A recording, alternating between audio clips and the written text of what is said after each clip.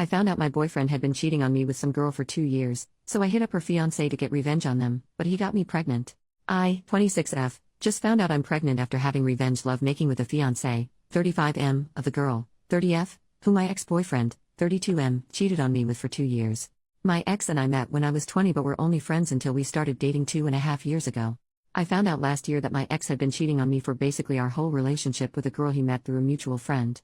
I broke things off after I found out and told the girl's fiancé about their affair. He ended up breaking off their engagement after he found out, and she seemed nonchalant about it until she realized that my ex's money wasn't actually his. My grandma left me a lot after she passed back in 2019, and my ex had been flaunting around the things I'd gifted him throughout our relationship to her, even going as far as to claim that the house and antique car my grandpa left for me and his will were my ex's. It's not something I'm proud of now that I think back to it, but I did allow my ex to walk all over me for the first month or two after I broke things off because I missed him so much. I gave him money and tried to make things work but would always get reprimanded by my parents and friends when I'd run to them crying after he ghosted me for her. I didn't officially give him up until the girl's ex-fiancé messaged me and told me that she was rubbing it in some of their old friends' faces about how pathetic I was and how desperate I was for my ex who didn't even give a damn about me. I was really upset and asked him if he'd be willing to meet up with me because I knew that if I talked to my parents or friends about this, then they'd just lecture me even more. He agreed and the two of us met up at a random food cart place. We ended up spending most of the day just exploring and talking about how we were doing. He'd also confided in me about his relationship with his ex. They'd known each other for 10 years and they'd liked each other for most of the time they were friends, but he wasn't looking for a relationship because he was focusing on school. He had decided to give them a chance after she'd driven over 12 hours overnight to him because they talked on the phone, and he said he was feeling under the weather and was stressed from how vigorous his residency schedule was. She'd dropped everything to take care of him, helped clean his place, and made him some home-cooked meals after finding out that he was surviving off of vending machine snacks and instant coffee. He told me in detail about how he'd never felt so loved and cared for, how after she'd done that for him, he decided that she was the one, that if this wasn't love, then love wasn't real. Finding out that she was cheating for the last 2 years made everything click into place. She'd been pushing off getting married, telling all her friends that she was having doubts about him. He'd been trying to convince her into going to couples counseling when I broke the news to him that she was sleeping with my ex. I felt like a monster, hearing their love story and then realizing that they didn't get their happy ending because of my ex, and I really messed with my head. We continued to talk from time to time, checking in on each other and meeting up for a quick bite every now and then. We lost contact after the girl my ex cheated on me with somehow convinced him to take her back. I became slightly depressed after he cut me off, explaining to me that he was still in love with her and wanted to work things out, which meant a clean slate. I found out through some internet snooping that my ex cheated on her too, which was why she went back to her ex-fiancé.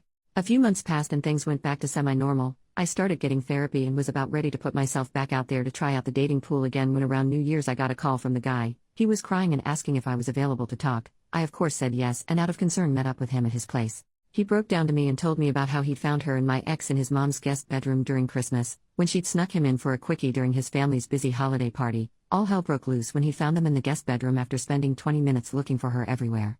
We drank a bit and ended up making love. He apologized and told me that it was a mistake and he wasn't in his right mind, that he just wanted revenge lovemaking but it didn't make him feel any better after.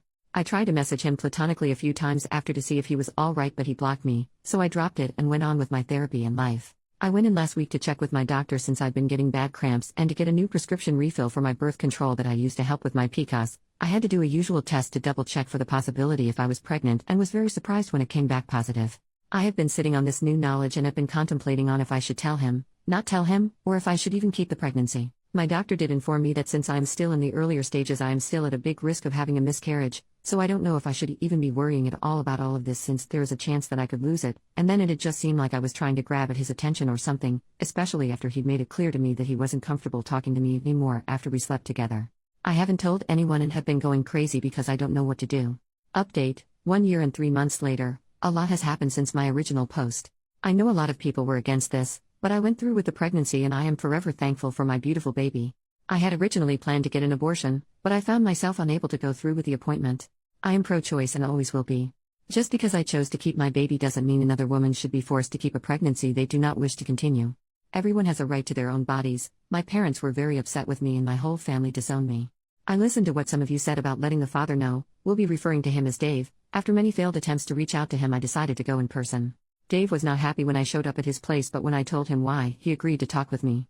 Dave let me know that he'd officially ended things with his ex and wanted to go no contact with me because I was another tie to his past with her, but he was willing to try and figure out a co-parenting plan with me if I agreed to a paternity test first.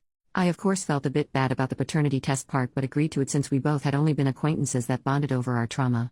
Everything was honestly easy cruising until I started to spot around the 26-week mark. Myobgen explained that while spotting is normal while pregnant, mine was heavier and my blood sugar/blood pressure also both worried them because of gestational diabetes and preeclampsia risk.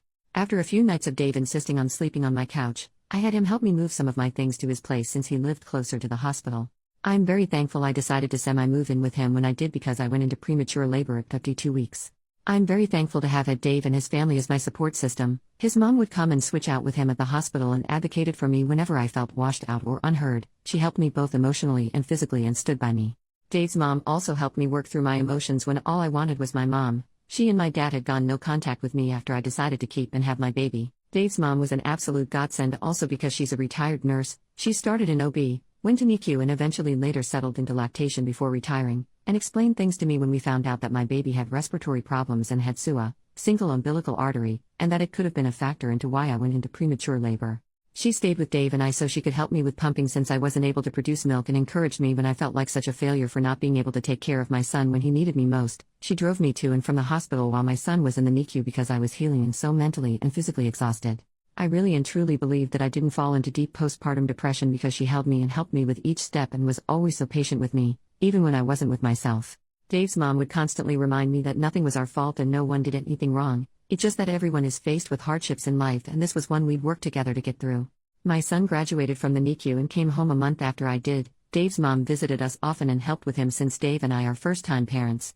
Dave's dad joked that he felt like she and I had the baby together and he and Dave were both just background characters that make guest star appearances every now and then, since Dave was working so much in order to build more PTO and his mom wouldn't bring his dad along when she'd come visit, since she didn't want him to disturb me and the baby with his loudness. Dave's dad is hard of hearing and can sometimes be unaware of his volume so he took no offense to it.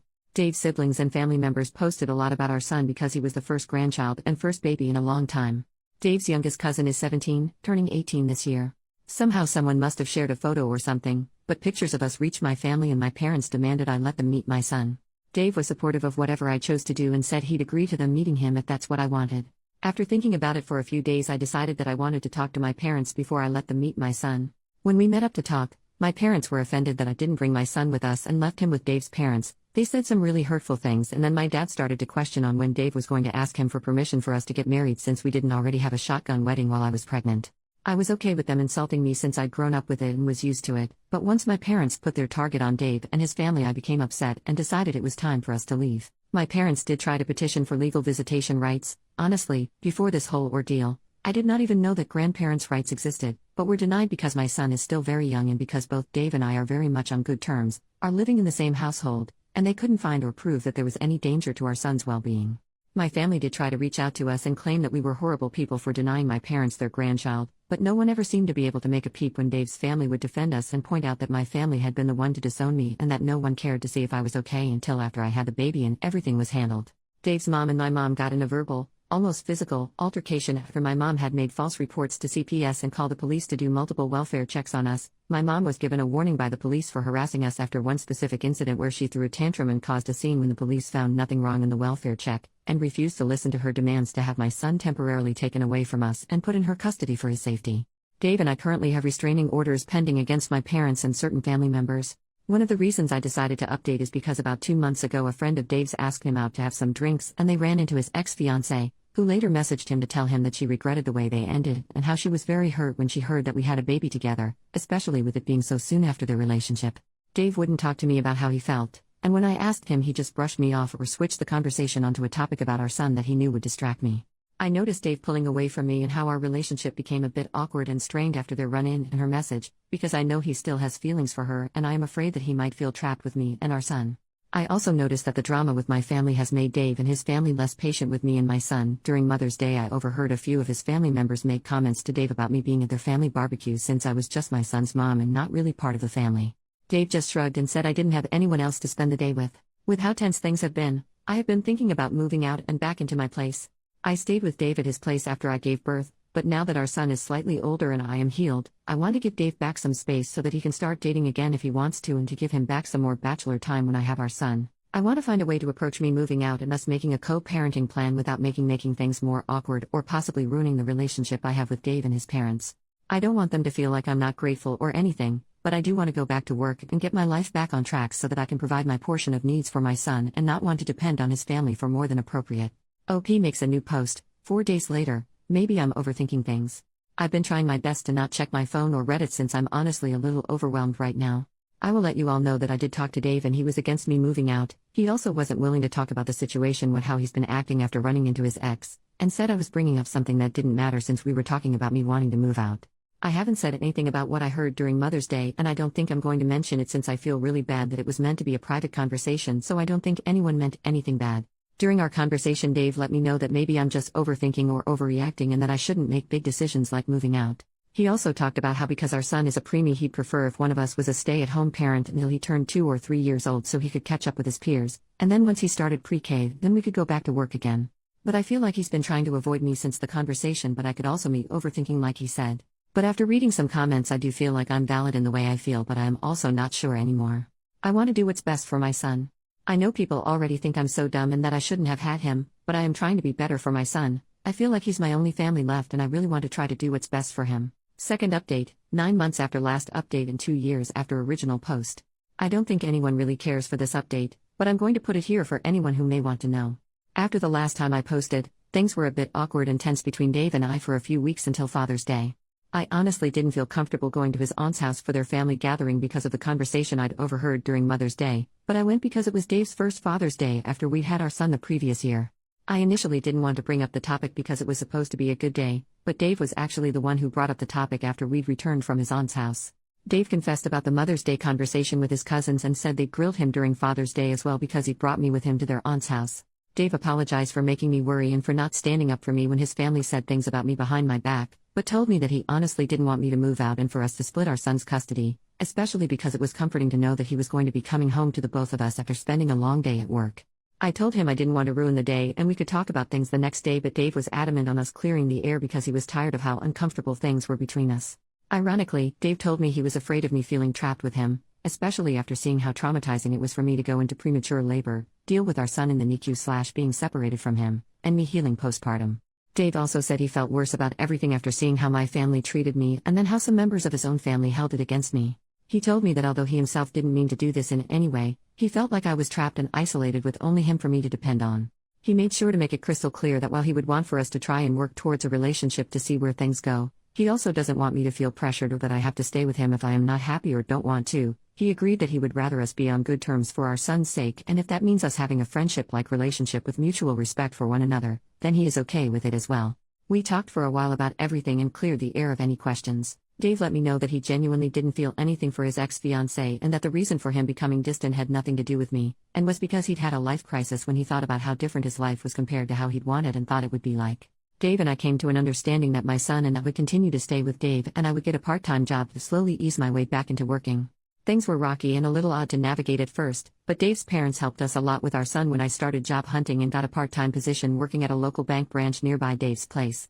Dave and I slowly started to explore our relationship to see where things would go between us. It was weird for the both of us because of how we'd met and started out, but within 3 to 4 months things got much better.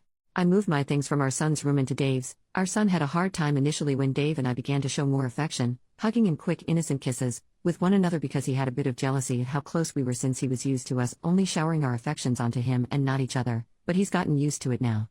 Dave's family has said in a playful joking manner that we should give our son a sibling to play and grow up with since no one else from Dave's family has kids, but I try to avoid the conversation of when we'll have more kids. I took some of your advice and I joined Mommy and Me groups so my son does have some playmates his age, but I do sometimes find myself feeling guilty for how lonely he may be when it's just him and us at home.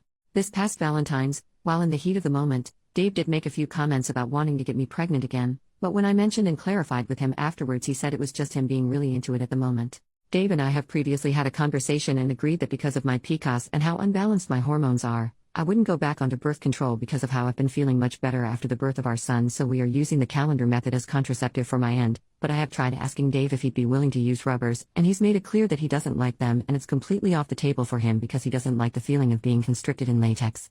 I know he's clean and so am I, but we've had 2 previous pregnancy scares. There are times when Dave forgets to pull out, but he's assured me that if we get pregnant again then it wouldn't change anything except that we'd have another baby and I might have to quit my job and stay home again, but I know I'm not ready for that yet. Our son is only just turning 2 later this year and it's already so hard juggling just one child with our schedules and jobs. I don't know how we'd manage with 2 kids.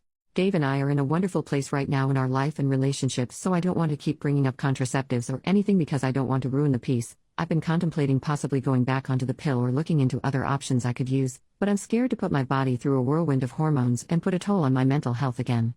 If anyone has any suggestions, please let me know. Thank you all so much for your support and kind words. My life has truly changed for the better, and I am forever grateful and thankful to every one of you for your words of advice and wisdom.